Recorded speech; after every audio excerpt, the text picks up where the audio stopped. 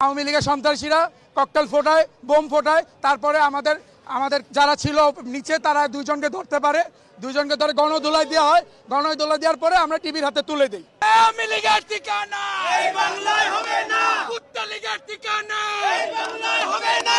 আওয়ামী লীগের সন্ত্রাসীরা জুলাই গণ অভ্যুত্থানের ধারক ও বাহক, জুলাই গণ অভ্যুত্থান থেকে গড়ে ওঠা তারুণ্যের রাজনৈতিক দল এনসিপির নেতাকর্মীদের উপর টার্গেট করে সন্ধ্যা থেকে মুহুর্মুহু ককটেল হামলা চালায়।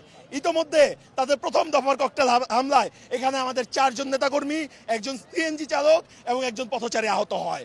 তারপর দ্বিতীয় দফায় তারা আমাদের ওয়ারি থানার প্রধান সমন্বয়কারী রিফাতের উপর সরাসরি ককটেল হামলা চালায়। আল্লাহর অশেষ রহমতে সেই ককটেলটি বিস্ফোরিত না হয় রিফাত সুস্থভাবে বেঁচে যায়।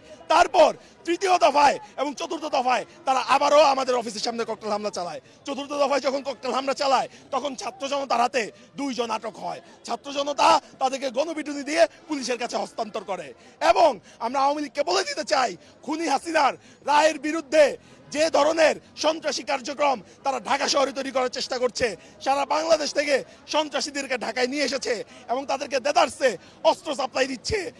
সারা ঢাকাবাসী ঐক্যবদ্ধভাবে, ছাত্র জনতা ঐক্যবদ্ধভাবে এনসিপি তাদের সকল ধরনের সন্ত্রাসী কার্যক্রম রুখে দিবে এবং খুনি হাসিনার সর্বোচ্চ বিচার এবং শাস্তি বাংলার মাটিতে নিশ্চিত করবে ইনশাআল্লাহ।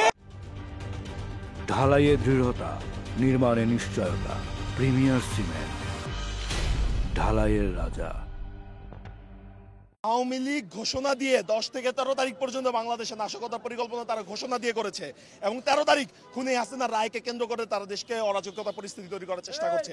তাই আমরা মনে করি এখানে অবশ্যই আওয়ামী লীগ জড়িত। যদি আওয়ামী লীগ ব্যতীত অন্য কেউ জড়িত থেকে থাকে, ইন্টারিমের দায়িত্ব সঠিক তদন্তের মধ্য দিয়ে সন্ত্রাসীদেরকে খুঁজে বের করা। এবং শুধু এখনই না, আমরা দেখতে পেয়েছি জুলাই পদযাত্রা যখন সারা দেশ চলমান ছিল, এই শুধু জুলাই মাসে 30 দিনের মধ্যে 8 বার এই বাংলা মোটর রূপায়ণে এনসিপির কেন্দ্রীয় কার্যালয়ে ককটেল হামলা চালানো হয়েছে এবং তখনও 8 দফা ককটেল হামলায় আমাদের 10 জন সহযোদ্ধা আহত হয়েছিল।